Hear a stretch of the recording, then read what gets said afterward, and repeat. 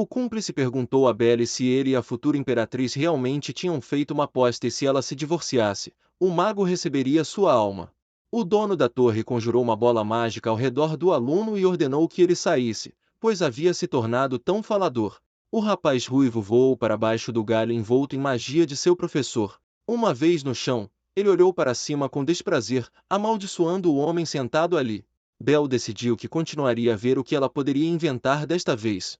Naquela mesma noite, o rei tentou consolar sua amada, que tremia violentamente e chorava em seu travesseiro. A amante virou-se para ele perguntando por que ele não estava zangado com isso, porque ele mesmo ouviu o que a rainha fez com ela. O enfurecido Bruno declarou que faria tudo o que fosse possível para punir sua esposa. Enxugando as lágrimas, Lídia perguntou por que eles não se livravam dela agora, sugerindo que seus sentimentos por ela não eram mais o que costumavam ser. O rei a abraçou ternamente dizendo que sua nova paixão era seu primeiro e último amor. Ele acrescentou que não é tão fácil divorciar-se de um membro da família imperial. E fingiu dizer que sinceramente não entendia por que o destino era tão cruel com eles. Continuando a soluçar, a garota disse que ele não podia simplesmente deixar a rainha escapar impune. Acariciando seu rosto, Bruno disse que não iria deixar assim, porque ela a fez chorar. Ele assegurou que no próximo festival do espírito sua esposa entenderia que cometeu um erro grave ao machucar sua amada, e se voltar contra ele. Sorrindo maliciosamente, o rei acrescentou que prometeu que o festival seria um grande espetáculo. O festival chegou e todas as pessoas presentes sussurravam sobre o quão desatualizado era o vestido da rainha. Todas as senhoras comentavam que a rainha tinha ido longe demais na cerimônia do chá, então seu marido escolheu essa roupa para ela. Arona involuntariamente as ouvia, pensando que todas estavam conversando e esquecendo completamente da decência. A primeira música do festival terminou e todos aplaudiram alto o casal mais bonito. No centro do salão estava o rei em um abraço com sua amante, a quem disse que eles eram feitos um para o outro porque ela dançava lindamente, ao que Lídia respondeu que era tudo graças ao fato de ele ser seu professor e parceiro. A esposa se aproximou do casal, se curvou e cumprimentou calmamente o rei. Seu marido olhou para ela com um sorriso dizendo que sua roupa combinava perfeitamente com a rainha severa. Ele disse a ela que parecia que Arona estava bastante desconfortável nela e que ela se parecia exatamente com sua avó falecida.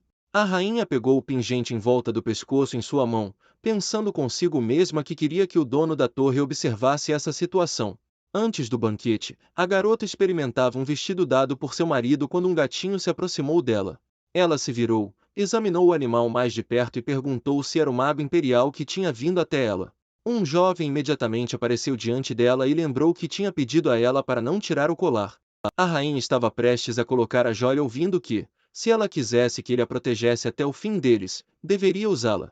Colocando o pingente, ela perguntou irritada se ele realmente veio apenas por isso, porque ela teria que tirar todas as joias por um tempo para trocar de roupa. O mago apontou para o vestido e perguntou se ela usaria isso no Festival do Espírito enquanto arrumava o cabelo de Arona. Ela disse que Bruno mesmo escolheu o vestido dizendo para se vestir como sua avó, que morreu há 100 anos atrás. Belle perguntou se ela tinha que ir assim, ao que ouviu a resposta de que algo normal não serviria para a rainha louca e esse vestido era a opção ideal. De repente, o dono da torre constrangido disse a ela que ela estava longe de estar fora de si e que não entendia por que ela disse isso. A garota explicou a ele que poderia ser chamado de loucura que o rei tivesse uma amante e ela disse ao belo ator que ele era bonito. Também parecia loucura para ela ter punido um servo que a tinha insultado e, como rainha, expulsado um professor que não estava cumprindo seus deveres. O rapaz disse que essa é a norma quando as pessoas experimentam sentimentos de injustiça e pediu para não se chamar de louca na frente dele. O rapaz disse a ela que ela era mais bonita do que qualquer outra flor no jardim. Ela lembrou de tudo isso enquanto estava em um banquete na frente de jovens apaixonados. O rei disse a ela que já estava bastante tarde e além disso ele havia decidido uma parceira para a noite. A rainha tentou dizer que não se importava, mas sem ouvi-la o marido disse a ela para encontrar alguém por conta própria. Nesse mesmo momento, o parente distante de Bruno, o Marquês Robert Dan, se aproximou dela.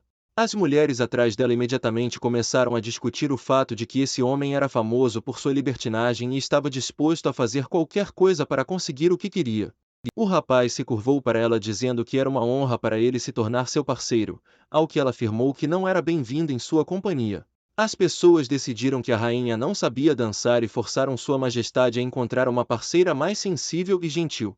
A senhora Lídia, não muito longe da garota, disse que ele a ajudaria a relaxar. Então ele acrescentou que ninguém poderia escapar dele apenas assim, mesmo garotas tão aprisionadas e fechadas. Segurando-a pela cintura, Hubert disse que estava falando sobre Sua Majestade e ninguém mais. Ele se aproximou do rosto dela tentando a puxar para perto dele, dizendo que a partir de agora ela seria dele. Mas antes que pudesse terminar de falar, o rapaz sentiu uma dor aguda de alguém o puxando violentamente pelo cabelo. A rainha segurou sua cabeça e perguntou a ele o que era tão difícil em deixá-la em paz. Observando sua dor, ela acrescentou que um moleque como ele dificilmente poderia ser chamado de homem sequer em semblante. Aproximando-se dele, a futura imperatriz disse que ele estava sem sorte, porque ultimamente ela tinha se tornado uma canalha. Ela levantou subitamente o pé e pisou com toda a força no pé dele. O rei furioso interveio nesta cena perguntando o que ela estava fazendo com seu convidado. Sorrindo debochada, a rainha notou que foi o marquês que começou a se permitir demais. Bruno disse a ela que era apenas uma brincadeira e que ela estava fora de si por reagir dessa maneira. Zombando do marido, ela o convidou a puni-la ao máximo. O rei perguntou como ela teve a audácia de rir dele. Parecia que ela tinha começado a se esquecer de si mesma, confiando demais em sua família imperial. Enquanto dizia tudo isso, ele observava duas criadas carregando um balde cheio de água. Arona de repente ouviu alguém acima sussurrando sobre como virar rapidamente o balde antes de sair. A garota decidiu entrar na brincadeira para confirmar sua loucura, mas assim que o balde virou, alguém jogou uma capa sobre ela, impedindo-a de se molhar. Um belo estranho de máscara apareceu ao seu lado, que revelou ser o mago imperial. Ele olhou para a rainha um pouco confuso, mas toda a sua aparência dizia que ele a protegeria. O rei furioso gritou sobre o que ele permitiu e como ele podia tocar na rainha com suas mãos tolas. Bel se curvou para o rei dizendo que ele apenas ajudou sua parceira em uma situação difícil. Ele então se inclinou para beijar a mão dela dizendo para ela perdoá-lo por estar atrasado. Beijando gentilmente a mão dela, ele pediu à rainha para permitir que ele a acompanhasse, segurando uma rosa em sua mão. O rapaz entregou a flor para ela dizendo que era um presente dele para sua preciosa dama. Ao tocar a flor em sua mão, a rosa ficou azul, e o vestido vermelho de sua avó se transformou em uma roupa luxuosa dourada. As damas ao redor dele sussurraram com inveja sobre como seu vestido mudou tão rapidamente. A rainha, quase sussurrando, perguntou ao dono da torre por que ele fez isso, ao que ele também perguntou se ela não gostou de sua vestimenta. Ela esclareceu que ele usou sua magia na frente de todos, ao que ele respondeu que simplesmente usou um artefato tentando esconder seu constrangimento. A futura imperatriz pediu a ele para deixar o banquete. Bel a olhou severamente, segurou-a pela cintura, puxou-a para perto dele e disse que a acompanharia. Arona estava muito envergonhada e surpresa que o mago imperial a tivesse ajudado em uma situação tão difícil. Depois de sair do banquete, ela perguntou por que ele decidiu ajudá-la bem na frente de todos. Tirando sua máscara, que desapareceu imediatamente, o rapaz respondeu que ela mesma pediu para ele protegê-la. A garota se virou para ele perguntando como essa promessa estava relacionada com o fato de que ela seria simplesmente encharcada com água. A rainha olhou severamente dizendo que talvez parecesse ainda mais louca. Perplexa, ela perguntou se ele realmente ajudou para que o divórcio de seu marido não ocorresse. O rapaz sorriu misteriosamente e disse que se ela quisesse pensar assim, então ele não a convenceria do contrário. Ajeitando o cabelo dela, a futura imperatriz riu dele, dizendo que era tudo o que ele era. Ela também acrescentou carinhosamente que ele era o único que a defendeu em 2 anos. O mago imperial ficou fascinado pela beleza da garota à luz da lua cheia. Na manhã seguinte, o rei estava muito irritado e disse a seus criados que a garota vulgar definitivamente enlouquecera, querendo dizer sua esposa. Virando-se para um de seus mensageiros, ele perguntou o que ele achava da rainha. O rapaz respondeu que considerava a garota incrivelmente bonita, o que deixou Bruno ainda mais irritado e disse que isso não era o que ele precisava ouvir. Lembrando do Festival do Espírito, ele gritou sobre o que ele quis dizer e o comportamento dela, como rainha, aceitando propostas de outro homem na frente do marido vivo. O servo disse que o Marquês de Dan agia por ordens pessoais, o que deixou o rei irritado que se referia ao homem mascarado. O rapaz decidiu esclarecer se o rei estava falando sobre o rapaz bonito, mas isso enfureceu Bruno ainda mais e ele começou a gritar que, como escondia o rosto, era um homem medroso.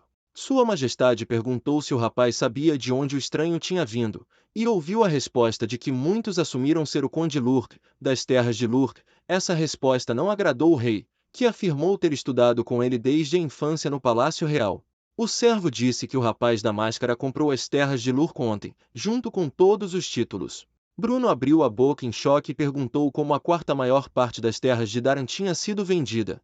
Ele supôs que sua esposa estava envolvida em tudo e o rapaz estava interessado em saber por que ela precisava disso. Em voz calma, Sua Majestade respondeu que sua esposa queria deixá-lo com ciúmes. Como não podia machucar Lídia, ela teve que encontrar outra maneira de provocá-lo. Ao lembrar do incidente no teatro, o rei decidiu que desta vez havia uma situação semelhante. Um mordomo entrou na sala anunciando que um pombo-correio havia chegado de Kiesman. Ele acrescentou que o império estava em guerra com Kiesman e que precisavam enviar seus soldados para lá.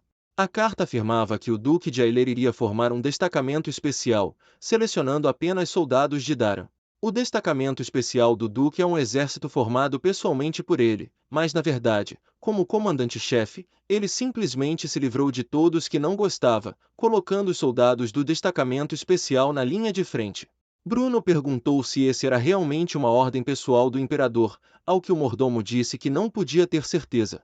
Então o rei perguntou se isso poderia ser por causa da rainha, e ouviu a resposta de que o rapaz tinha pensamentos dessa natureza e se ele pensava assim, era difícil encontrar outras razões para tal atitude irritada. Sua Majestade decidiu que, nesse caso, ele mesmo deveria cuidar de tudo. Uma criada entrou no quarto da rainha e começou a pentear seu cabelo, e quando Arona perguntou por que ela estava fazendo isso, ela respondeu que era a ordem do rei. A garota acrescentou que ele pediu para aplicar o perfume que a senhora Lida usa em seu cabelo, dizendo que esse aroma é o favorito dele. Sua esposa respondeu duramente que se a serva usasse, ela quebraria todos os seus braços. Levando consigo a bandeja com todos os perfumes, a garota se apressou em sair do quarto. Seu marido bateu de repente em seu quarto vestindo apenas um robe leve e segurando uma rosa vermelha na boca. Ao vê-lo, a garota ficou muito assustada e exclamou em linguagem obscena. Ela perguntou horrorizada por que ele entrou em seu quarto e seminou. A rainha fechou os olhos tentando não ver Bruno, dizendo que suas ações eram indecentes. Seu marido romanticamente disse a ela que hoje ele daria a ela o que ela estava desejando há tanto tempo. A garota não entendeu o que estava acontecendo, mas o rei disse a ela que ela tinha ofendido Leodada e se divertido com outro homem no banquete para deixá-lo com ciúmes. Sua Alteza disse alegremente a ela que hoje ele lhe daria tudo, esperava que concebessem um herdeiro naquela noite, e ele não entendia por que sua esposa recusaria tal coisa. Sorrindo, Bruno disse a ela que era tarde demais para ela fingir ser nobre e não havia nada de errado em querê-lo. Um gato os observava atrás da porta e depois de falar, atacou o rei arranhando todo o seu rosto. A rainha viu seu marido tentando se livrar do gato amaldiçoando quem ousou deixá-lo entrar no castelo.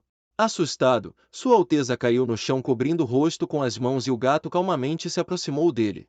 Arona pediu ao gato para parar, estendeu as mãos para ele e o chamou. Olhando para o rei ferido, a garota disse a ele para ouvi-la atentamente, dizendo que se visse seu comportamento feio e repugnante novamente, faria o mesmo com ele como fez com o Marquês de Dan. Seu marido perguntou se ela realmente o atingiria na perna, mas ouviu em resposta que talvez fosse na perna ou talvez rasgasse seu órgão genital.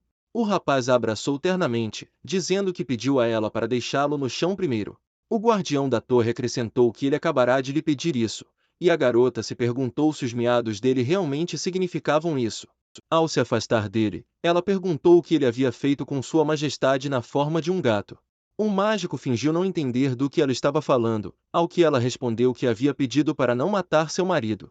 Bel fingiu ser infantil e disse que apenas tinha ajustado um pouco seu rosto e ninguém jamais morreu por isso. Ele acrescentou que, como não poderia usar magia para prejudicá-lo, ele teve que dar um jeito. A rainha perguntou se o mágico realmente não precisava de sua alma porque teria que intervir em seu divórcio. O homem disse que o dono da torre é instável e livre para fazer o que quiser. Agora, em pé na sua frente, ele disse que só queria morder o rei, então fez exatamente isso. Fazendo uma expressão ameaçadora, o mágico imperial disse que, se suas mãos não estivessem atadas pelo antigo contrato com a família imperial, ele teria matado o rei no dia seguinte. Bruno foi caçar e avistou um guaxinim que na verdade era um mágico. Ele não conseguiu acertá-lo e seus servos disseram que nem todos conseguem pegar um animal tão rápido sozinhos e que esse animal, comparado a um urso ou javali, é muito mais difícil de capturar. Um dos servos percebeu que o rei estava sem flechas e ofereceu-lhe o guaxinim que capturou, o que deixou o rei furioso. Dois outros servos tentaram acalmar Sua Majestade dizendo que esse recém-chegado não poderia saber de nada. Bruno pensou que o pequeno idiota em pé na sua frente, o guaxinim e o gato, estavam todos rindo dele. Após o retorno do rei do quarto de sua esposa, ele viu Lídia chorando na cama, gritando como ele poderia mudá-la. Furioso, ele lembrou da noite anterior, quando sua esposa jurou arrancar seu órgão genital. Bruno disse que queria conceber um herdeiro em quem o sangue imperial fluísse. Parado com um arco no meio da floresta, ele refletiu sobre por que sua amante ainda não estava grávida. De repente, a ideia de que o problema poderia estar nele o atingiu, mas ele logo descartou porque era o grande rei de Durkon. Enquanto estava imóvel na floresta, um guaxinim alcançou sua bolsa e puxou sua garrafa de água. E o rei não podia acreditar que um animal poderia roubar seu objeto tão rapidamente. A rainha os observou o tempo todo, perto das tendas reais, onde a nova paixão de seu marido se aproximou dela. A garota disse que tentaria adivinhar que Arona foi a primeira a ir caçar, e acrescentou que ela mesma frequentemente passava tempo com Sua Majestade dessa maneira. A rainha respondeu que caçava bastante, tanto na fortaleza quanto no ducado. Lídia perguntou se ela sabia usar um arco para caçar animais selvagens. Colocando a mão no peito, a garota notou que o próprio rei de Durkon a ensinou. Com um olhar indiferente, Arona pensou no quão idiota sua rival era por não entender que ela não se importava com o quão próxima sua senhoria estava de seu marido. Ela também decidiu que a nova paixão estava tentando morder mais forte depois da notícia de que o rei estava em seu quarto, mas a rainha não toleraria tal comportamento. A garota disse que, como Lia não tinha outro professor, agora ela iria mostrar a ela que não estudará com ele, ao que sua senhora respondeu que Sua Majestade era o melhor do reino. A rainha observou que o autoproclamado melhor nem sequer conseguiu pegar um guaxinim, e para ela as coisas não estavam indo bem para o reino. A nova chama saltou dizendo que se a rainha disse isso, então suas habilidades devem ser mais destacadas, e depois propôs competir com ela. A senhora disse que até vencer a guarda real, e recebeu uma resposta positiva. Ao ver o quanto ela estava satisfeita consigo mesma, Arona explicou que não tinham alvos e como poderiam competir. A nova chama confidante disse que, como estavam caçando, julgariam pelo número de presas mortas durante o dia. E acrescentou que todos partiriam em breve e, se a rainha não começasse logo, ela não conseguiria vencer porque ela já havia saído com os guardas e pego um coelho enquanto sua rival descansava calmamente na tenda. Arona se aproximou muito dela dizendo que não sabia que pegar presas em uma armadilha alheia também contava, e além disso ouviu dizer que Lídia não conseguia pegar as presas pessoalmente e pedia ao guarda para fazer tudo. A garota ficou muito assustada, recuou dela e gritou que agora o objetivo principal era apenas pegar a fera. Apontando para a floresta, ela acrescentou que, como a rainha era tão capaz, então que ela não pegasse o coelho, mas algo maior, e se o abatesse com uma flecha, ela reconheceria suas habilidades. A futura imperatriz disse que não precisava de sua confissão e sugeriu que ela simplesmente se desculpasse por sua ignorância. A senhora ficou surpresa com suas palavras, pois não entendia por que de repente ela teria que pedir desculpas a alguém que, em sua opinião, não era nada.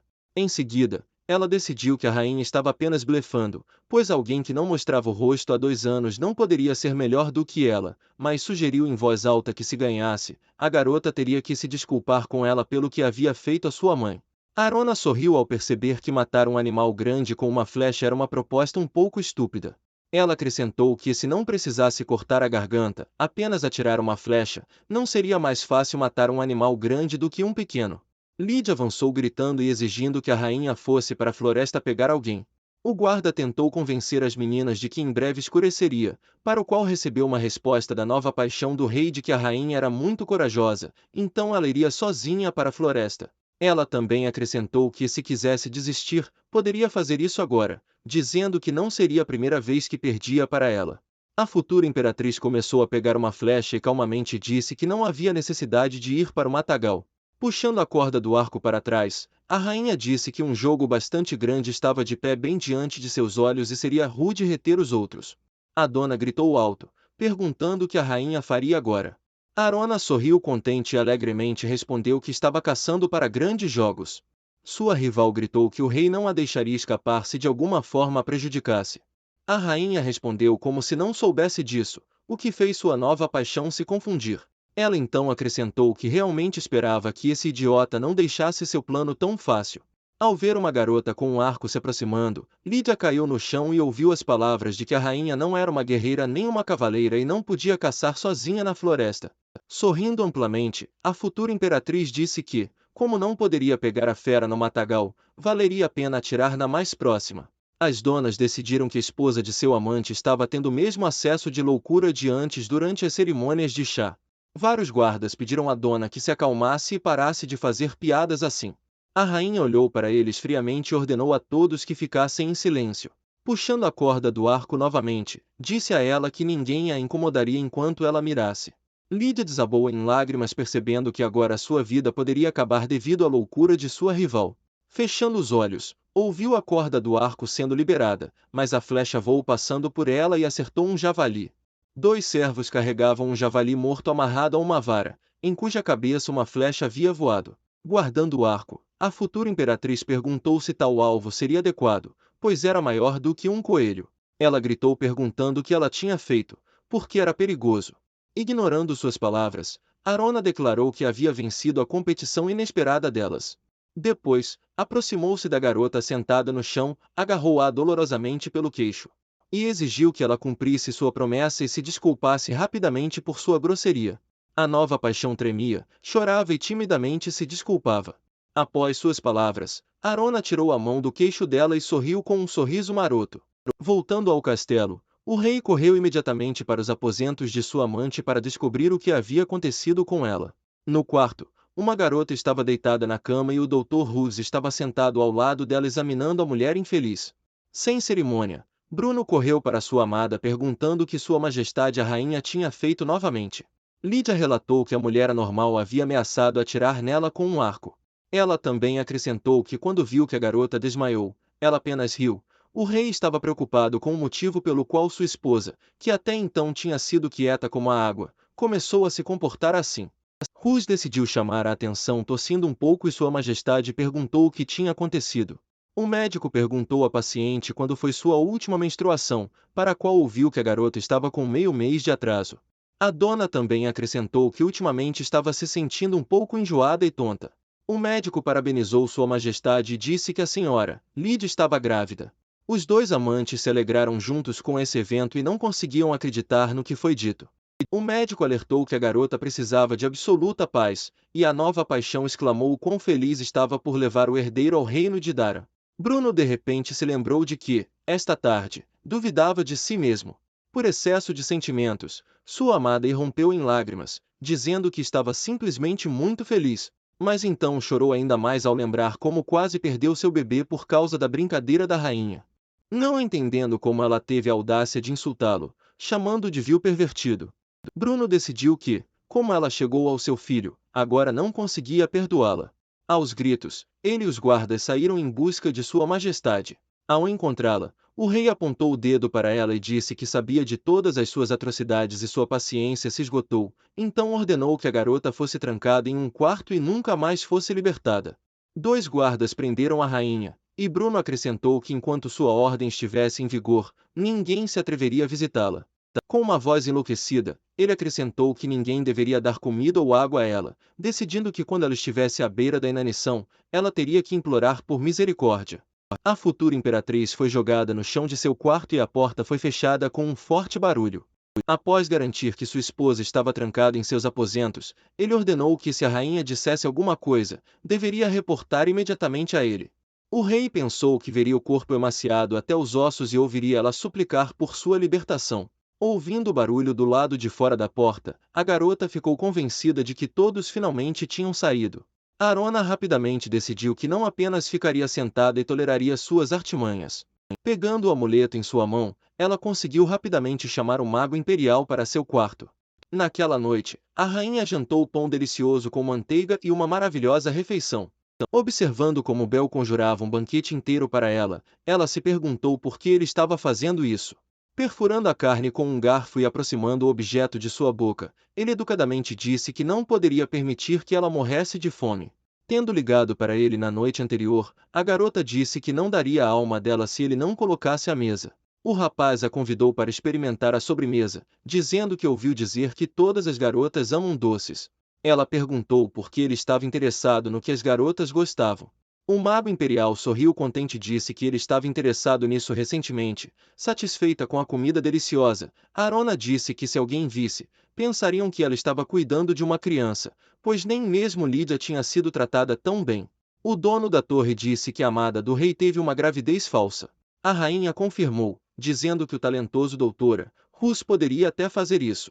Pensando na infeliz mulher grávida, a futura imperatriz lembrou-se de como era fácil imitar os sintomas, problemas com o ciclo, dor de cabeça, fatiga e náuseas. Bel nem suspeita que ela pensaria em tudo isso com tanto detalhe e teria criado uma ótima razão para o divórcio. Virando-se para ele, a garota perguntou se ele entendia corretamente que o quarto seria trancado por um longo tempo. Indo para a varanda, ele anunciou alto que não havia necessidade de se preocupar com ser notado. O mago imperial disse que alguém deveria vir. Ela perguntou como ele entraria. Ele explicou que seu amigo era bom em escalar paredes, e naquele exato momento, um animal apareceu na varanda. Um pequeno guaxinim fofo apareceu diante dos olhos da rainha, sorrindo para ela. Levantando-se da mesa, ela se lembrou de que era este animal que seu marido não conseguia pegar. Aproximando-se do animal, a garota se ajoelhou e começou a acariciar o animal fofo, perguntando ao mago se ele era seu estudante. Bel, com uma voz severa, ordenou ao guaxinim parar e relatar as informações recebidas a ele. Após um momento, o pequeno animal peludo se transformou em um menino de cabelos vermelhos que cumprimentou a rainha. Ele tentou abraçá-la, dizendo que estava muito feliz em conhecê-la pessoalmente.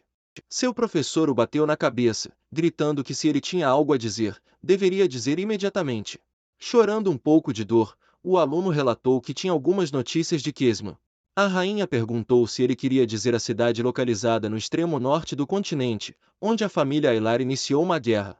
Olhando para Bel, a garota perguntou por que o mago imperial estava sendo informado sobre Kesma. Deitando-se na cama, ele disse que da última vez ela mesma perguntou por que o ataque estava sendo planejado. Aproximando-se do rapaz de cabelos vermelhos no chão, ela perguntou se o fim estava à vista. Ele respondeu que não, e nem havia indícios de paz, pois Kesma não possuía tal poder. Arona disse que o Duque Elier deliberadamente iniciou uma guerra que ninguém precisava. Os jovens perguntaram como ela adivinhou, e ela respondeu que enquanto a guerra continuava, o Palácio Imperial continuava a patrocinar o Duque. Para resumir, a garota afirmou que o Palácio Imperial estava em muito maior apuro do que o reino de Duran. Ela pensou que o imperador anterior dera ao Duque tudo o que ele pediu, mas a Elier ainda se livrou de Lucian. O mago perguntou ao seu aluno se ele sabia de mais alguma coisa, e recebeu a resposta de que o comandante-em-chefe do exército imperial havia recentemente criado um destacamento especial. Ouvindo isso, a rainha pensou que esse destacamento especial se parecia mais com um esquadrão suicida, pois o duque decidiu punir com ele todos que não gostavam dele. Olhando para o rapaz no chão, a futura imperatriz perguntou quem estava neste destacamento, e recebeu a resposta de que todos tinham diferentes cargos, mas nenhum deles cruzava o caminho do duque. Concluindo sua história, ele disse que as 20 pessoas eram soldados do reino de Dono. Arona imediatamente percebeu que o duque havia ouvido falar da morte de seus dois irmãos mais velhos. Ela pensou que o duque malvado planejava matar apenas um irmão, deixando Arion vivo. Ficou sabendo que o segundo irmão também morreu, então ele queria quebrar completamente o espírito do próximo sucessor do Império, Rei Durkon. O rapaz de cabelos vermelhos acrescentou calmamente que a ordem de reunir tropas foi emitida há 10 dias. Ao saber disso, a garota presumiu que o destacamento especial havia morrido há muito tempo. E sua especulação foi confirmada pelo aluno Guaxinim, que disse que alguns dias atrás o destacamento especial participou de uma operação perigosa e todos os soldados morreram. Muitos diziam que foram deixados em Kesman e executados publicamente. O mágico imperial perguntou por que estavam complicando tanto as coisas, pois seria muito mais fácil descobrir pessoalmente, para o qual ouviu que se o Duque Elier tivesse simplesmente matado Bruno, teria que assumir a responsabilidade. Bel disse que essa informação talvez nem chegasse ao rei, pois ele ainda não sabia que era o herdeiro do trono. Sorrindo, Arona disse alegremente que esse desfecho seria ainda melhor para ela. O mágico deitado na cama abraçou o travesseiro e também ficou feliz ao ver a futura imperatriz sorrindo. Um servo veio ao rei e informou que sua esposa estava em perfeita saúde, o que enfureceu Bruno. Batendo na mesa com a mão, o marido perguntou se em 3 dias realmente não haveria uma palavra de desculpas. O servo respondeu que tentaram falar com ela, mas ela respondeu de forma indiferente e só havia um silêncio mortal. Acrescentou timidamente que ela estava muito mais alegre do que há 3 dias. Sua Majestade segurou a cabeça, não entendendo como uma garota tão insolente ainda não estava implorando por misericórdia. Arona ficou sem comida e água nos últimos 3 dias, mas nem sequer desmaiou. Então, ele decidiu que sua esposa era muito orgulhosa e mesmo que fosse culpada de algo, ela nunca se desculparia. O rei decidiu deixar a pobre garota passar fome por mais tempo, mas percebeu a tempo que ela poderia morrer com isso. Se rumores se espalhassem por todo o reino de que sua rainha morreu de fome e não de doença, o imperador a destruiria. Sua conversa com o servo foi interrompida pelo mordomo correndo para dentro da sala, relatando algo terrível que acontecerá. O rapaz informou que chegará uma carta de Kesman que falava de um destacamento especial que fora formado recentemente. Ele acrescentou em voz baixa que todos os soldados foram pegos e brutalmente executados, o que deu arrepios ao rei. O mordomo disse que a carta dizia também que alguns deles foram decapitados e exibidos. Bruno perdeu a calma e perguntou retoricamente por que ele tinha que passar por tal coisa. Ele se lembrou da noite em que sua esposa o rejeitou, mas os rumores espalharam que ainda passavam tempo juntos. Percebendo que as famílias das vítimas viriam até ele para confrontá-lo, o rei não conseguia entender por que o imperador Luciano estava fazendo isso com ele. Lembrando da imponente aparência do imperador, ele não conseguia acreditar que seu meio-irmão pudesse se importar tanto com sua irmã. Bruno raciocinou que tornará sua querida irmã uma rainha e que tinha a bela garota Lida ao seu lado, e acreditava que estava dando ao imperador um excelente motivo para considerar que ele era o melhor par para Arona. O mordomo inesperadamente o informou que funcionários estavam o esperando na sala de recepção, e Sua Majestade ordenou entre dentes cerrados que deixassem a rainha sair. Ele sabia que esse casamento seria um fardo pesado para ele e agora estava completamente amarrado. Os funcionários sentados à mesa gritavam alto que os soldados do reino de Durkin morreram em vão e injustamente.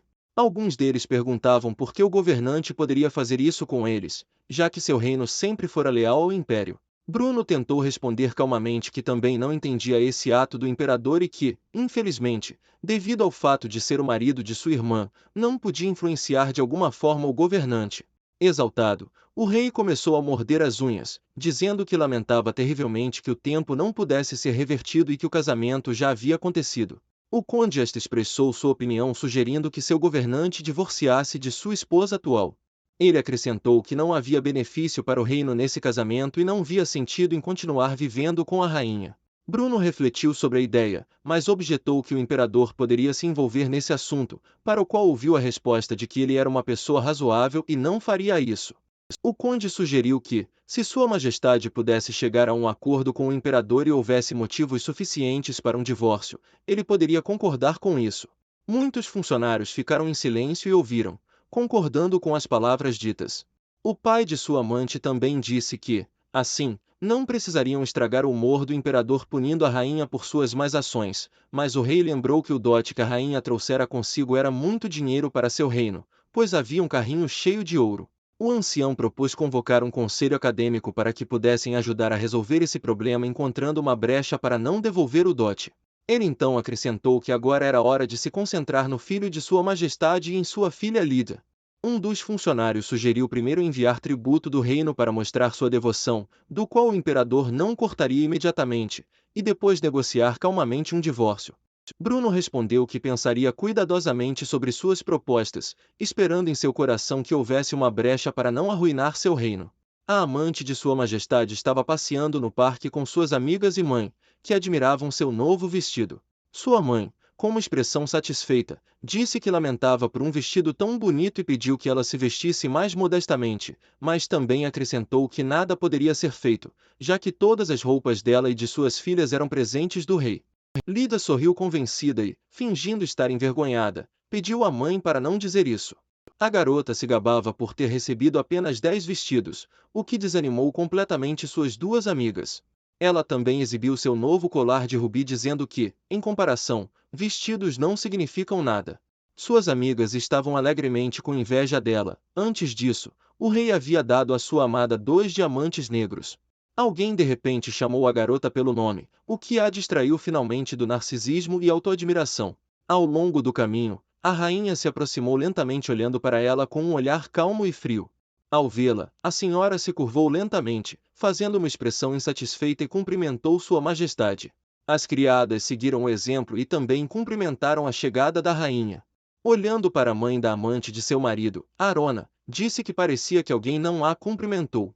Ela então acrescentou que alguém aparentemente esqueceu da decência quando foi expulso do palácio.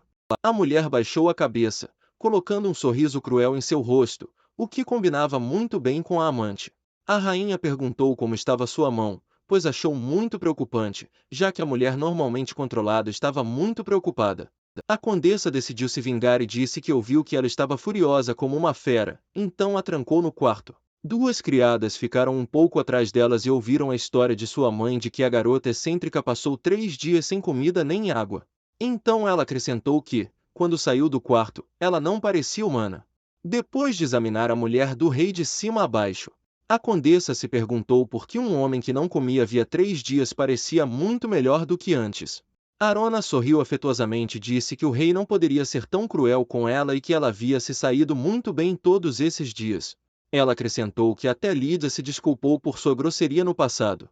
A nova paixão começou a gritar desesperadamente que a rainha estava ameaçando-a, que estava grávida, com flechas. Enrolando seu cabelo no dedo, a futura imperatriz brincou dizendo que só se lembrava de que estava mirando no javali. Olhando para a amante de seu marido, ela disse que ela grunhia como um porco. Lídia rapidamente se aproximou dela, dizendo que até agora havia sido educada por sentir pena dela, mas agora ela não deveria nem sonhar com isso. Ela acrescentou que não queria mais falar com a rainha e ordenou que ela saísse. Arona não se abalou e disse que era a primeira a seguir por este caminho e que o pássaro piador bloqueou seu caminho. Essa afirmação enfureceu completamente a amante, que pensou que a esposa de seu amante não tinha nenhum limite, pois apenas Lídia fora o primeiro amor do rei. Então ela decidiu atacar perguntando se Sua Majestade sabia dos diamantes negros que foram usados na coroa de prata. A garota acrescentou que o rei decidiu que uma tiara assim deveria brilhar em sua cabeça, então ele a daria para ela. Lídia disse que seus anéis de casamento seriam derretidos em brincos para ela. Então ela comentou irritada que este era seu status aos olhos do rei e mesmo que sua esposa não estivesse confortável com isso, nada mudaria. A amante disse que seu sangue imperial não significava nada para o amor do rei. Arona ouviu atentamente e calmamente notou se ela estava confiante em suas palavras. Então a nova paixão decidiu mostrar ao rival um novo colar de rubi, sem suspeitar que a outra não se importava.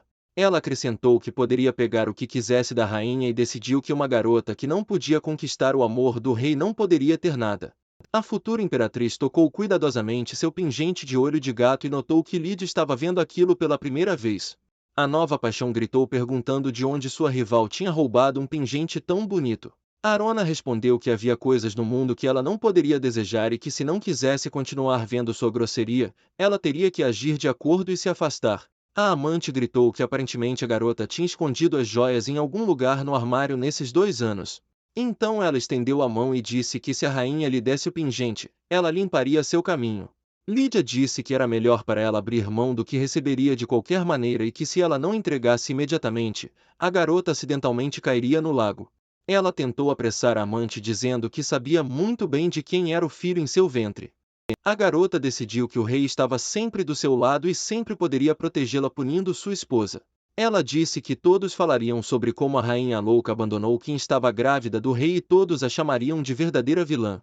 As próximas palavras da amante do rei foram como um raio de iluminação. Ela disse que Arona realmente queria que o rei se divorciasse dela por causa de sua reputação como vilã. Os olhos da rainha se iluminaram com interesse. Ela correu rapidamente para a garota grávida e perguntou se ela sabia nadar. Sem esperar por uma resposta, ela disse que o mundo não perderia muito. Então empurrou Lídia com força, enquanto ela gritava que estava apenas brincando e pediu a Sua Majestade para parar. Mas era tarde demais, a amante de seu marido já estava voando de volta para o rio. E os outros assistiram horrorizados quando, no episódio, eles correram para ajudar a garota caída. Voltando-se para o castelo, a amante correu imediatamente para o rei e fingiu chorar no travesseiro, gritando que sua esposa a havia empurrado da ponte para a água. Bruno não podia acreditar que sua esposa fosse capaz de fazer uma coisa tão terrível. A nova paixão chorou ainda mais, perguntando se ele realmente não acreditava nela, pois estava carregando seu filho. Ele tentou acalmá-la, dizendo que era simplesmente difícil para ele acreditar em tal coisa, porque como ela ousaria fazer algo assim? Então ele a abraçou, dizendo que sua querida Lídia passou por coisas tão terríveis. Um servo interveio no ídolo deles, dizendo que o lago não era tão fundo a ponto de alguém poder se afogar nele. Ele acrescentou que se ela estivesse um pouco mais calma, Tony teria engolido tanta água. Bruno, irritado, jogou um pedaço de papel amassado nele, ordenando ao servo que saísse do quarto. Tentando se recompor, Sua Majestade disse que se não estivesse ocupado com assuntos relacionados a Kesman, não teria enviado um idiota para ajudá-la. Ele então pediu a ela para não prestar atenção, agradecendo por nada ter acontecido a ela ou ao filho. A garota perguntou o que aconteceria da próxima vez, pois a rainha já havia tentado tirar sua vida várias vezes e ela estava certa de que a louca mulher tentaria fazer isso novamente. Agarrada ao seu amante, Lídia perguntou se Sua Alteza ia se divorciar de sua esposa, esclarecendo que o simples fato de uma pessoa louca estar tentando matá-la não era um bom motivo para o divórcio. O rei afirmou severamente que tinha motivos suficientes para deixar sua esposa divorciada, dizendo que havia reunido todos os sacerdotes para descobrir se poderia fazer isso, deixando o dote para si mesmo, mas não havia como. O dinheiro do dote foi usado para novas colunas para o palácio, para o jardim e para roupas e decorações para Lídia. A amante perguntou se havia outra maneira, então não haveria problemas com o divórcio. Olhando para seu amante, a garota disse levemente que se alguém que não suportava mais a rainha pudesse prejudicá-la no quarto da rainha. Estava em pé o mago imperial segurando numa mão o cadáver de um assassino. O cara notou que o conde aumentou o número de mercenários 5 vezes e não conseguia entender no que esse homem estava pensando. Olhando para a futura imperatriz sentada de robe na cama, Bel pensou por que o divórcio ainda não havia sido anunciado. Arona pensou que havia trazido um dote muito pequeno, pois não decidiu nada, então tudo foi como Luciano queria. A propriedade distribuída por sua imperatriz Anabel foi toda enviada como dote, mas tudo que a garota queria era simplesmente deixar tudo para Bruno e se divorciar dele.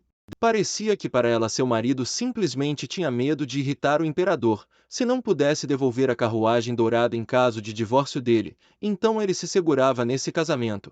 Já se passaram 27 dias desde que Bel anunciou a morte do imperador e se ela não se divorciar dele nesses 3 dias seguintes, seu marido se tornará o imperador. Arona disse calmamente que poderia parabenizá-lo por vencer, porque ela não tinha tempo suficiente para realizar seu plano. Deitada na cama, ela acrescentou que limparia bem sua alma para entregá-la a ele.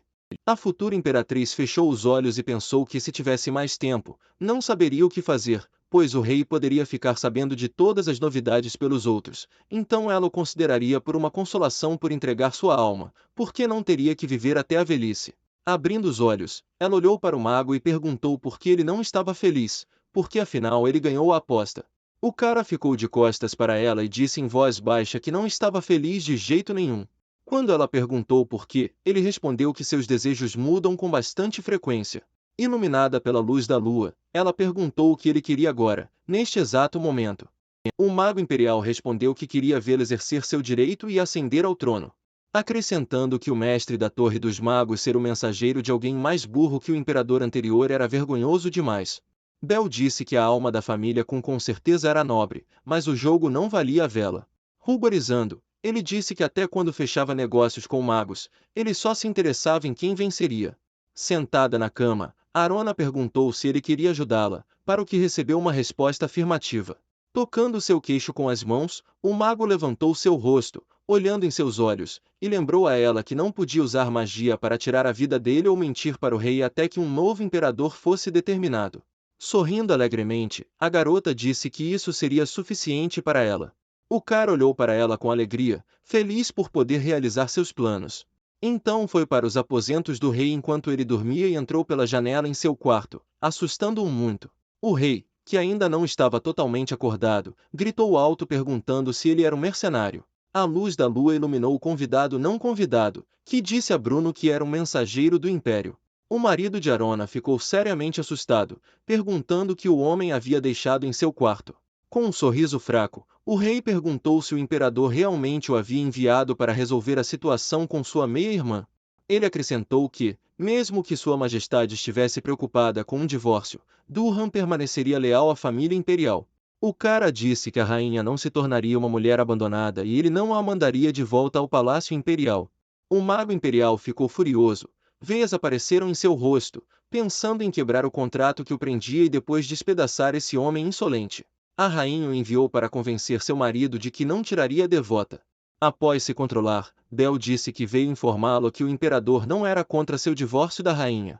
Bruno ficou surpreso ao saber que uma pessoa especial foi enviada com essa notícia. O mago também disse que suas ações ao longo dos anos comprovaram lealdade ao império. O rei fechou os olhos e rapidamente disse que, nas circunstâncias atuais, Durkon não tinha como recuperar todo o dote. Bel disse que o dote trazido pela rainha era apenas uma parte insignificante do que a família imperial possuía, seria bobagem arruinar relações por tão pouco. O estranho desapareceu rapidamente em uma nuvem de magia do quarto de Sua Majestade. Seu marido ficou radiante ao saber que poderia se divorciar sem perdas. No dia seguinte, doutora, Rudis disse a Lídia que seu diagnóstico estava errado e ela não estava grávida. Ela decidiu informar o rei sobre isso. A amante do rei a agarrou bruscamente, pedindo para que não contasse nada a Sua Majestade.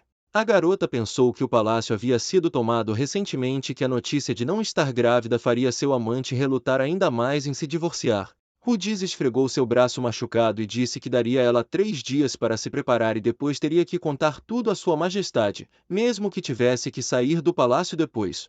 A partir desse dia, tudo seguiu o plano da rainha. Bruno, pensando que não precisaria devolver o dote, contou a sua amante suas conversas com o enviado. Para não perder o momento, ela começou a exigir persistentemente o divórcio. Devido à pressão de Lídia, o procedimento aconteceu em um dia, não em 10, como planejado. Agora, Arona enfrentava o processo de divórcio. Ao ver muitas pessoas, a garota percebeu que pela primeira vez em 2 anos estavam a tratando com respeito. O rei pegou o pergaminho do servo e anunciou em voz alta a todos que sua esposa finalmente havia comparecido. A futura imperatriz se curvou cortesmente ao rei e cumprimentou Sua Majestade Bruno. Ele ordenou que ela se ajoelhasse para humilhá-la completamente, causando murmúrios na sala. A garota obedeceu obedientemente a sua ordem, fazendo com que todos na sala respirassem fundo e sussurrassem. Ele atirou um pergaminho para ela, dizendo que ele, Bruno Roaz Durkin, estava declarando o divórcio dela. Abraçando sua nova paixão, ele acrescentou que a partir deste dia, Arona Salia de Kizon não é mais a rainha e não tem lugar neste palácio. Pegando o pergaminho em suas mãos e levantando-se do chão, a futura imperatriz não podia acreditar que finalmente encontrara a liberdade.